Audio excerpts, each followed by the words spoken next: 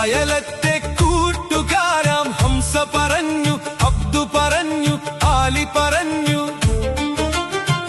അഴകൊത്തൊരു സുന്ദരിക്ക് ഞാൻ പ്രാണനാണെന്ന്.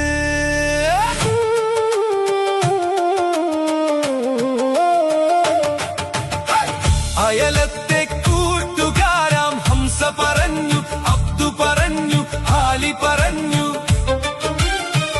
അഴകൊത്തൊരു സുന്ദരിക്ക് ഞാൻ പ്രാണനാണെന്ന്.